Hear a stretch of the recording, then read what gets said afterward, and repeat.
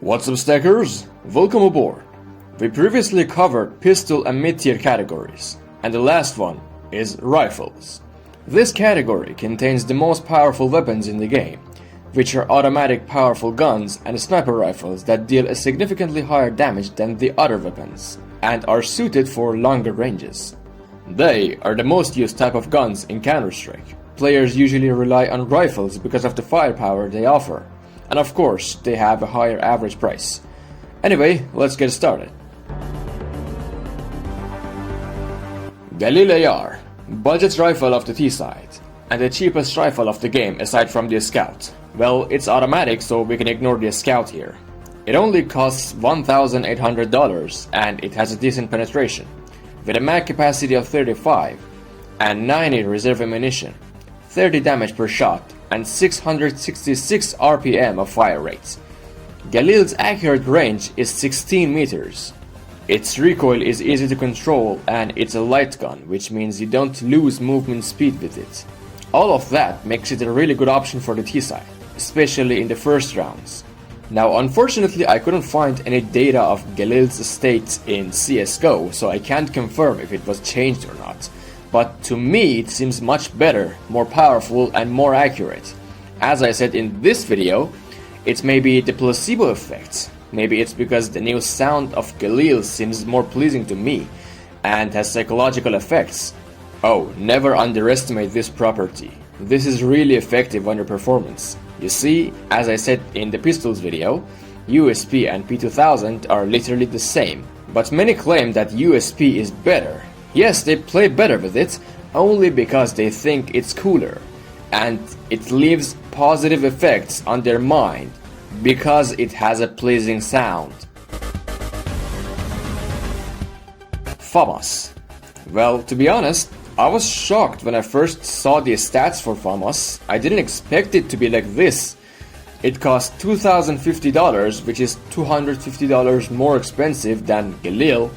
It deals the same amount of damage as Galil, 30 points per shot, but it has lower armor penetration, which means it deals less damage to armored enemies compared to Galil. It has also the same rate of fire as Galil, 666 RPM, but it will increase to 800 RPM in burst mode, which is lacking any form of effectivity because you only fire 3 bullets in burst mode and there is a considerable delay between burst fires, so this fire rate seems ineffective and insignificant. Its accurate range is 15 meters and has 25 rounds per mag with 90 reserve. Usually, counterpart weapons sacrifice one feature in exchange for another one to have balanced differences, but FAMAS is just sacrifice.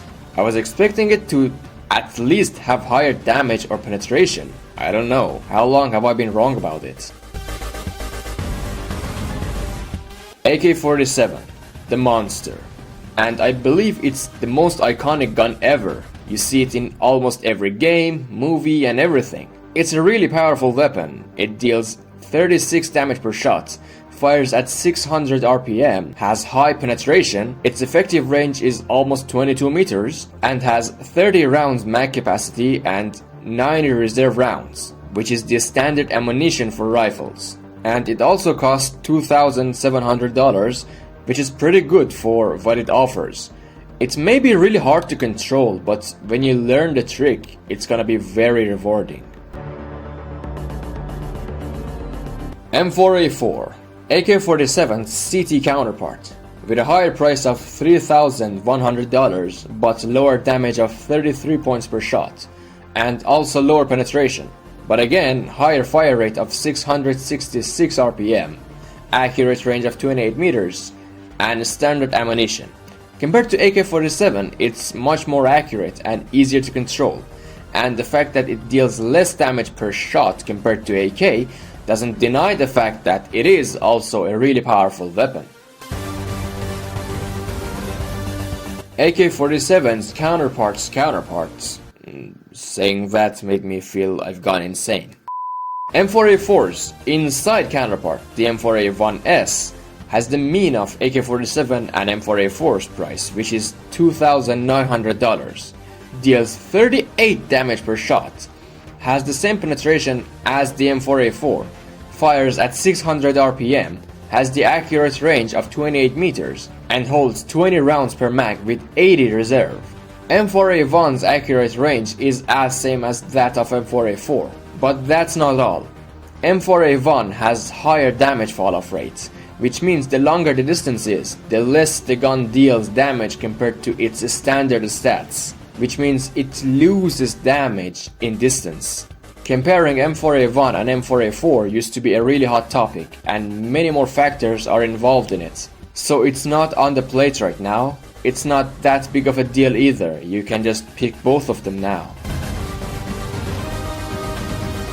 SSG-08, aka the Scout, is a light sniper rifle with low price. It has high movement speed and accuracy. It's really good for quick peeking, injuring the enemy and sabotaging them in the early rounds. It's useful in many situations. It deals 88 damage per shot and has decent armor penetration, which means it doesn't lose much damage on armored enemies. It is bolt action, which means it fires once per shot and the chamber has to be reloaded by pulling the bolts.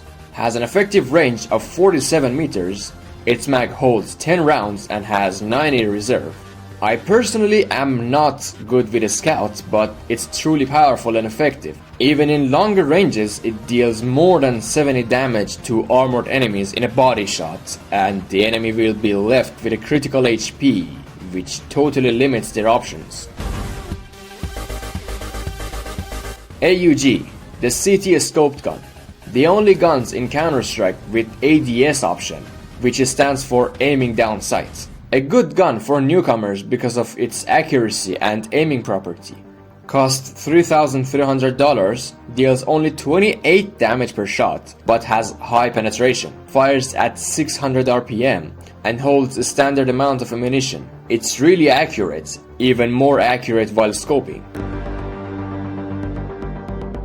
Its counterpart, SG-553, is a bit cheaper, $3,000, deals 30 damage per shot, 2 points higher than AUG, has much higher penetration but fires at 545 RPM, and has an accurate range of 24 meters, and also holds a standard ammunition amount. SG-553 deals more damage per shot, with sacrificing fire rate and accuracy, the classic TCT counterpart format. AWP. I called AK-47 a monster, but this one's on a whole other level. It's a god. 115 damage per shot, with really high penetration. It's a one-shot kill to the body, even on armored enemies. It's also bolt action, with 69 meters of accurate range, 5 round mag capacity with 30 reserve, and $4,750 for price, which is totally fair. If you know how to use an op, you are a one-man army and a fearsome foe if you hold long distances. A SCAR 20 CT auto sniper costs $5,000, deals 80 damage per shot, has high penetration, fires at 240 RPM, has an accurate range of 66 meters, and has a mag capacity of 20 with 90 reserve ammunition. It's too powerful, and you're not worried about missing your shots. It's automatic, you can just shoot again. 2 body shots and that's a kill.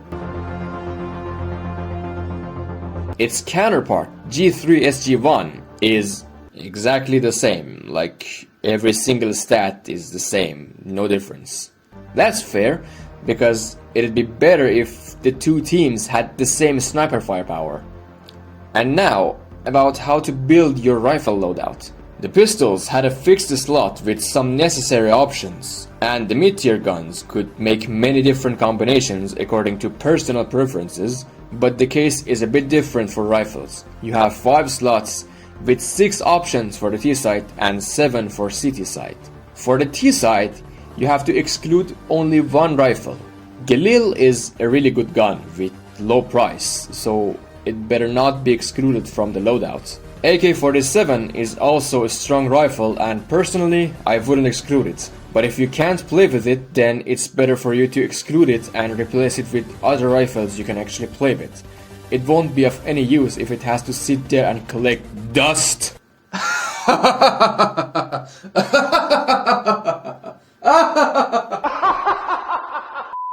But jokes aside, you can still keep it to buy it for your teammates. A scout is cheap and strong.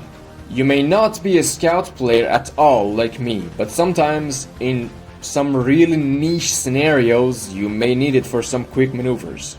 It won't hurt to keep your scope guns in, unless you wanna keep all your sniper rifles, but AWP and G3SG1, they are both expensive, powerful snipers. AWP is hard to use and requires high skill levels, but in hands of the right wielder, it is very deadly and dreadful. If you are an AWPer, or even if you just can use the AWP now and then, it's better to keep it. But if you utterly lack the skills to use an AWP, just exclude it.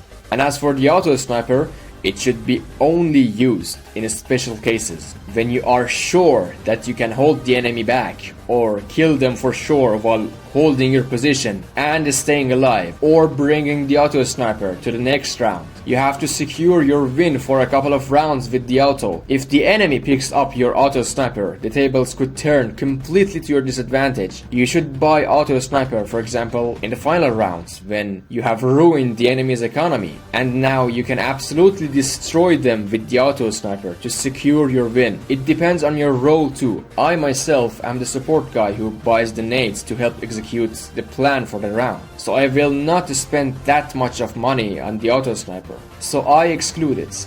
On the CT side, things could vary a bit more, considering that the CT side is the team holding the sights. Sniper rifles could be valuable, since you can play passive and not aggro like the T side. AUG is also a good option because of its accuracy and range, which makes you able to hold longer distances and hold the enemy attack. Talking about FAMAS, things could get a bit harsh. Personally, I prefer to bring a shotgun or SMG with nades to the field rather than a single rifle like FAMAS, because FAMAS is kind of the weakest rifle in the roster, and I prefer not to spend my money on that. But if you're more comfortable with rifles and need a low price one for the CT side, then keep it. About M4A4 and M4A1, you can whether bring one or both of them at the same time. M4A4 is good for holding angles and staying engaged in the fight to push the enemy back, and M4A1 is better for holding farther positions and lurking around to surprise the enemy or attacking unexpectedly. Gotta see which playstyles suit you more. And yeah, that's pretty much everything you have to know about rifles. You gotta think about the properties and features of different guns. Pick up your loadouts and then put your theories to the test in the field, to see if you were correct about your loadouts or you need to revamp it for it to match your playstyle. Alright, that's enough. I hope it was of use to you, dear audience. It is time to feed the pigeons. The name's Ichiro. Stack together. Have fun.